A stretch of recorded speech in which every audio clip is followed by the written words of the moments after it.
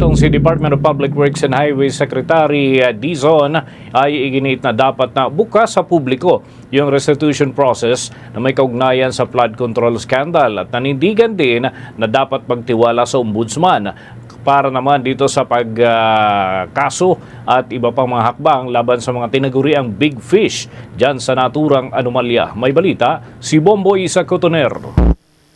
Sumang-ayon si Department of Public Works and Highway Secretary Vince Dizon sa pahayag ni Baguio City Mayor Benjamin Magalong na dating miyembro rin ng Independent Commission for Infrastructure na dapat isapubliko ng pamahalaan ang proseso ng restitution o yung pagbabalik ng mga nakaw na pondo. Matatanda ang sinabi ni Magalong sa eksklusibong panayam sa Bombo Radio Philippines na mahalagang malaman ng publiko ang mga detalye ng pagbabalik ng mga ninakaw na pera mula sa kaban ng bayan at mabantayan ang proseso upang matiyak na walang nagaganap na katiwalian.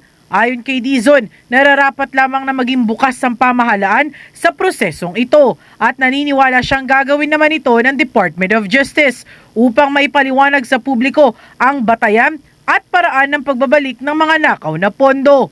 Giit niya, pera ito ng taong bayan kaya may karapatan ng publiko na malaman kung paano ito pinangangasiwaan. Sec, with regards dun sa restitution, since present nyo nga po yung mga nabalik na din sa pamahalaan, kasi si Mayor Benjamin Magalong said na kailangan itong restitution na nangyayari ay open din siya sa public kasi the public doesn't know kung ano yung nagiging basihan to give 100 million, 50 I agree million. 100%. Everything should be open to the public. Everything. Wala dapat sinisikreto. Gago na pera ng tao yan eh. Di ba? Hindi naman pera ni Alcantara yun eh. Tsaka ni, ganon, ni Opulensya yun eh. Hindi naman nga pera yun eh.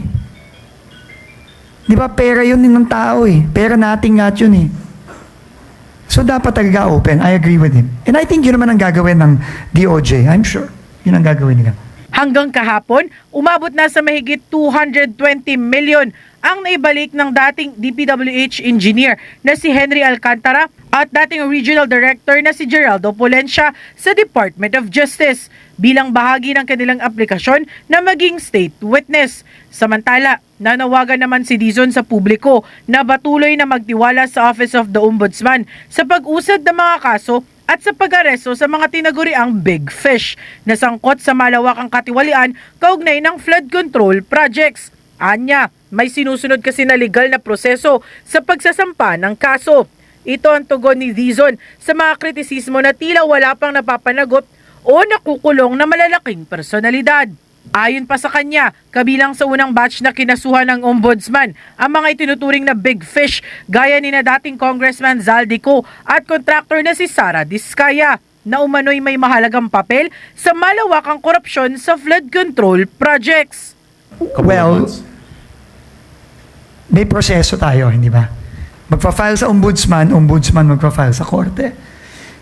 Ang mga na-filean sa korte na magagaking isda, Zaldico, Sara Diskaya. Sa pagkakagam ko, tama ba? Di ba? Tama? Tapos mga regional director, etc. Okay. Pero yung mga nasa ombudsman, ang dami noon, 87. Ngayon, magtiwala tayo sa ombudsman natin. Kasi sa proseso natin, sa legal process natin, ang ombudsman o ang DOJ ang magfa-file ng kaso sa korte. So, yun ang proseso natin. Yun ang finalo na proseso dun sa kaso ni Zaldico, sa kaso ni Sara Diskaya.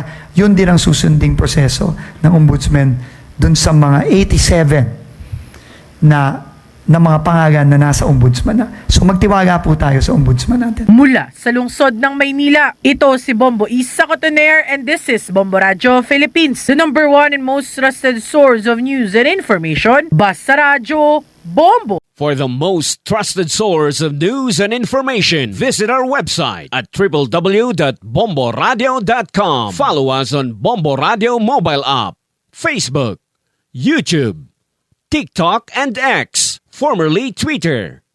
Like, share, and stay connected. Anytime, anywhere.